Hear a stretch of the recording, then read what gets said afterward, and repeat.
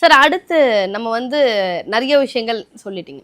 ஆனா உங்களுக்கே உண்டான ஒரு ஸ்பெஷல் என்னன்னு பார்த்தீங்கன்னா, ஜெம்ஸ்டோன் மூலியமா எந்த பிரச்சனையா இருந்தாலும் தீர்வு காண முடியும்னு சொல்லிட்டு இருக்கீங்க. இந்த மாதிரியான ஒரு தொழில்ல வந்து ஏறுமுகமே இல்ல பணம் வருது. ஆனா எங்க கிட்ட பணம் தங்கல அப்படின்னு சொல்றவங்க என்ன மாதிரியான ஸ்டோன்ஸ் யூஸ் பண்ணலாம்? இதுக்கும் நான் ஃபர்ஸ்ட் எது சொல்வேன்னா அமித்திஸ்ட் தான். அமித்திஸ்ட். ஆமா, அமித்திஸ்ட் வந்து cheap and best amethyst. Amethyst என்ன அப்படின்னு கேட்டிங்க அப்படின்னா 3 ஸ்டோன் வைக்க சொல்லுங்க.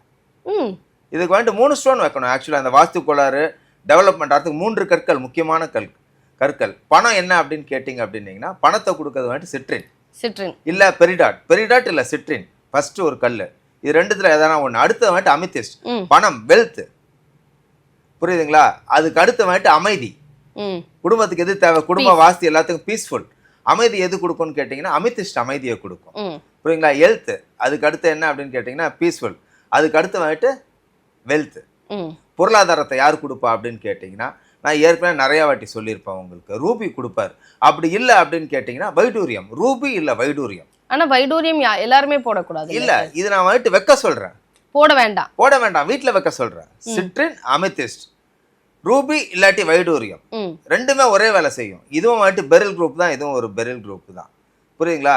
ஏன் அப்படின்னா ரெண்டுமே எக்ஸ்பென்சிவ் தான். ரூபியும் எக்ஸ்பென்சிவ், வைடூரியம். சார் இது ரெண்டுமே எங்களால் வாங்க முடியாது சார் அப்படின்னீங்கன்னா கிரீன் அப்படைட் வச்சிருங்க. Citrine amethyst green appetite.